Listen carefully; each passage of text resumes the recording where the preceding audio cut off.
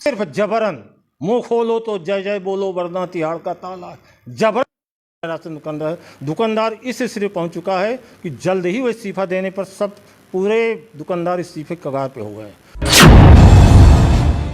भाई दुकानदारों के पास इतनी इनकम नहीं है, 2,5-3 हज़ार रुपये महीना मुश्किल से बच पाता है। 60-70 हज़ार रुपये का सबका ड्राप आ रहा है, 3 महीने में लाखों के ऊपर जा रहे हैं कि पैसा कहाँ से आएगा। किसी तरह उसकी जीविका चल रही है तो और घर से लग नहीं सकता, है ही नहीं पैसे, तो इसलिए ये तो प्रॉब्लम खड़ी होगी। अगर इस प्रॉब्लम को अगर माननीय मुख्यमंत्री जी नहीं सॉल्व करेंगे तो सब लोग को चाबी देनी पड़ेगी, अपना बंटवाएंगे वो अपना व्यवस्था करके सरकारी तंत्र से जैसे भी हो सकेगा।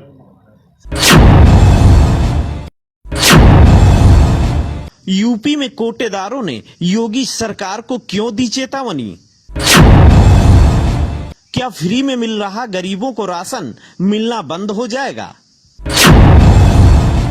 छोटी कमाई वाले कोटेदारों पर लाखों का बोझ क्यों?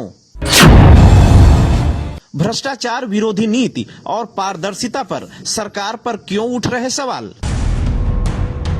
बात सिर्फ उत्तर प्रदेश की नहीं, अगर पूरे देश की जाए तो ज्यादातर हिस्सा ग्रामीण और इस ग्रामीण में बसने वाले करोड़ों लोग गरीब और अत्यंत गरीब हैं। उसके लिए सरकार ने कई योजनाएं चला रखी हैं ताकि गरीबों को फायदा मिल सके। ऐसा ही एक फायदा सरकार की तरफ से दिया जाने वाला अनाज है, जिसको काफी सस्ते मूल्य पर गरीबों के लिए मुहैया कराया जाता है। अत्यंत गरीब लोगों को यह राशन फ्री भी दिया जाता है। कोरोना काल के समय सरकार ने फ्री में राशन दिए जाने की घोषणा कर दी, लेकिन इसके पीछे की सच्चाई अगर आप जानेंगे तो आप भी एक बार हाथ मलने में मजबूर हो जाएंगे। दरअसल फ्री राशन के पीछे सरकार अपनी वाहवाही लूट रही है, लेकिन इसमें बलि का बकरा बन रहे हैं कोटेदार।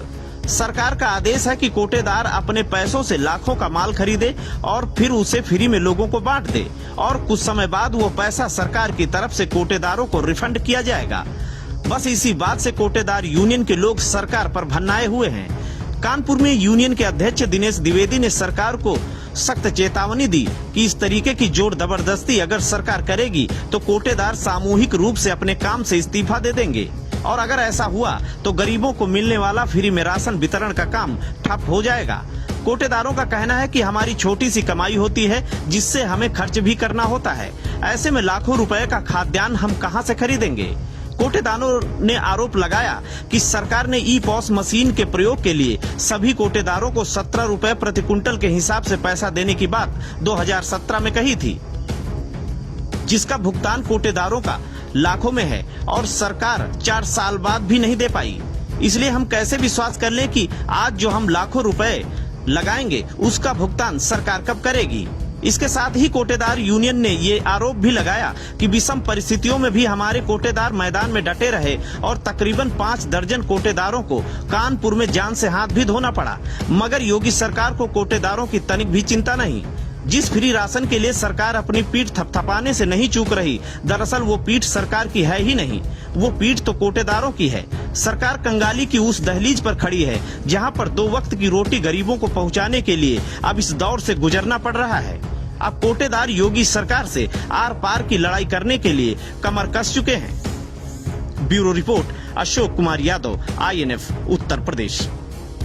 राशन कोटेदार बड़ी विषम स्थिति से जूझ रहा है।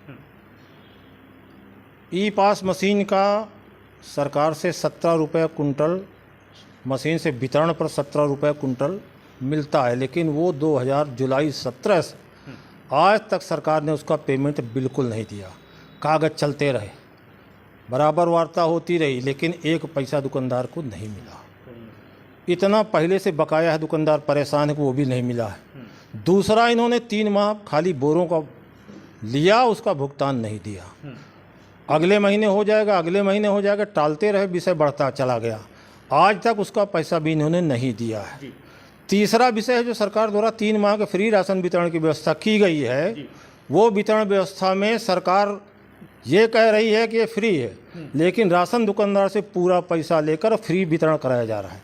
इसका पैसा मिलेगा जब पूर्व का इतना भुगतान बाकी है, सरकार नहीं दे पाई है, और ये पैसा देने के बाद पैसा दुकानदार को मिलेगा कि नहीं मिलेगा, कोई अधिकारी भी इसका मजबूत जवाब नहीं दे पा रहा है। जब इस परिस्थिति से बोरा बेचता था तो दुकान का किराया देता था, उसके अन्य खर्चे आते तो वो भी ले लिया। कमीशन नाम की चीज़ इतने दिन से 70 रुपये कुंटल में दुकानदार किस तरीके से जिंदा है, बड़ी कठिन विषय है। अब है कि 17 रुपये कुंटल कुछ भी देने के नाम पर कुछ भी नहीं है, सिर्फ जबरन मुंह खोलो तो जय जय बोलो वरना तिहाड़ का ताला। जबरन राशन दुकानदार इस स्थिति पहुंच चुका है कि जल्द ही वो इस्तीफा देने पर सब पूरे दुकानदार इस्तीफे कगार पे हो गए। मैं मुख्यमंत्री से आह्वान करूंगा कि दुकानदारों पर इतना दबाव, वो पैसा लाकर कहां से जमा करेगा? जब फ्री व्यवस्था है तो आपको फ्री देकर फ्री बंटवाइए, पैसा लेकर के फ्री बंटवाने का कौन सा नियम है? तो मैं यही आह्वान करूंगा कि दुकानदारों को इस विषम परिस्थितियों में सहयोग नहीं किया, जांच खाली होगी दुकानदार के बारे में, उसकी पीड़ा समझने वाला सुनने वाला कोई व्यक्ति है ही नहीं। तो मैं आह्वान करूंगा कि जल्दी ये व्यवस्था, पैसा से जब नहीं आपको फ्री दिलाना है तो पैसा जमा न करवाया जाए, फ्री दिया जाए और फ्री वितरण कराया जाए, उसमें कोई आपत्ति नहीं। लेकिन सरकार नहीं सुन रही। इस सरकार में इतना दुकानदार जूझता रहा है कि बिल्कुल इस्तीफे कगार पर पहुँच कर मजबूरी झेल रहा है कि तो ये विषय है हमारे महामंत्री जी से। महामंत्री जी, अगर इस तरीके से अगर चीज़ें चलेंगी तो क्या सारे लोग इस्तीफा दे देंगे या छोड़ भागेंगे अपनी? हाँ, जो संगठन में सभी तय होगा एक राय से, उसी तरह सभी दुकानदार उचित विक्रेता निर्णय लेंगे और जो है उस पर एक्शन लिया जाएगा। और अगर इसी तरह स्थिति रही तो मजबूरन इस्तीफा देना पड़ेगा, दुकान छोड़नी पड़ेगी। भाई दुकानदारों के पास इतनी इनकम नहीं है, 2,5-3 हज़ार रुपये महीना मुश्किल से बच पाता है। 60-70 हज़ार रुपये का सबका ड्राप आ रहा है, 3 महीने में लाखों के ऊपर जा रहे हैं कि पैसा कहाँ से आएगा?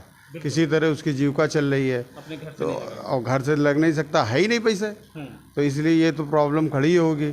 अगर इस प्रॉब्लम को अगर माननीय मुख्यमंत्री जी नहीं सॉल्व करेंगे तो सब लोग को चाबी देनी पड़ेगी, अपना बंटवाएंगे वो अपना व्यवस्था करके सरकारी तंत्र से, जैसे भी हो सकेगा।